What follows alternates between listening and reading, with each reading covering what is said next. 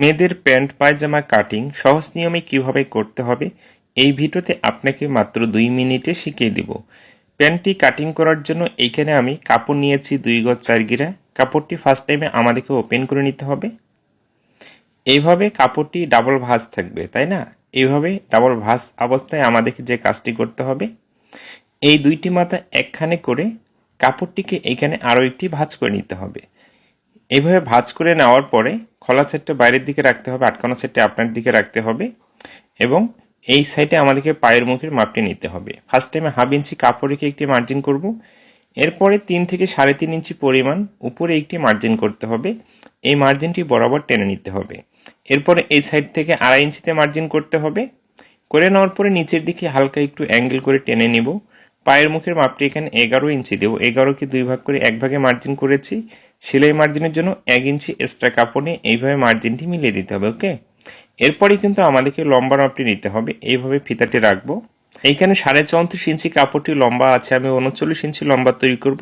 বাকিটা কিন্তু এখানে আমাকে জয়েন্ট দিয়ে লম্বাটি বাড়িয়ে নিতে হবে। এর জন্য এখানে 34.5 ইঞ্চিতে মার্জিনটি করে স্কেলের সাহায্যে মার্জিনটি টেনে নিতে হবে। আপনি যদি আমার ফেসবুক পেজে নতুন হয়ে থাকেন, আমার পরবর্তী ভিডিওগুলো নিয়মিত দেখতে চান, অবশ্যই পেজটিকে ফলো দিয়ে রাখতে হবে।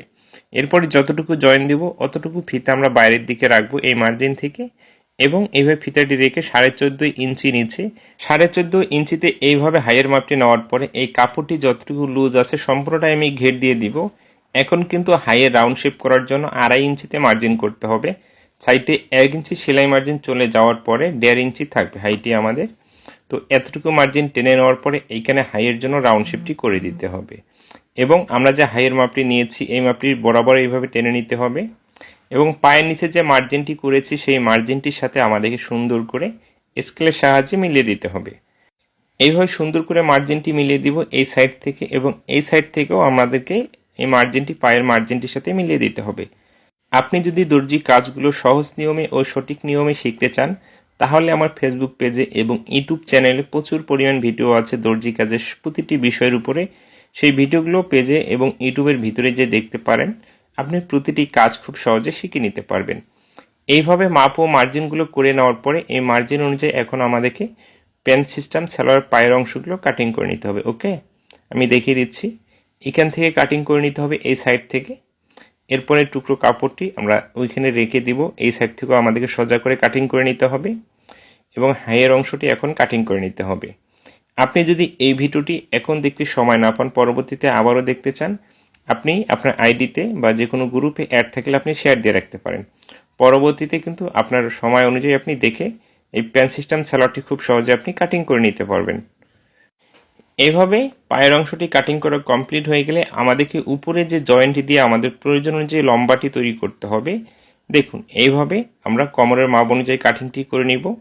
নেওয়ার পরে এইখানেও কিন্তু কাপড়টি শর্ট পড়বে, এই জন্য কী করতে হবে, এইখানেও জয়েন্ট দিয়ে আমাদের মেজারমেন্ট অনুযায়ী তৈরি করতে হবে। আপনার যতটুকু লম্বা প্রয়োজন এলাস্টিক ভাঙার কাপড় এবং নিচে মুড়িয়ে সেলাই দেওয়ার কাপড় বাদ দিয়ে ততটুকুই নিতে হবে। কাপড় যদি শর্ট থাকে তাহলে উপরে আপনি এইভাবে জয়েন্ট দিয়ে কাটিংটি করবেন। আশা করি একটি প্যান্ট সিস্টেম সালোয়ার কাপড় শর্ট থাকলে কীভাবে জয়েন্ট দিয়ে কাটিং করতে হবে, তৈরি করতে হবে, আপনি এই ভিডিও থেকে শিখতে পেরেছেন বা বুঝতে পেরেছেন। এই অবস্থায় কিন্তু প্যান্ট সিস্টেম সালোয়ারটি কাটিং করা কমপ্লিট। ভিডিওটি ভালো লেগে থাকলে অবশ্যই কমেন্টের মাধ্যমে মতামতটি জানিয়ে যাবেন। ভালো থাকবেন।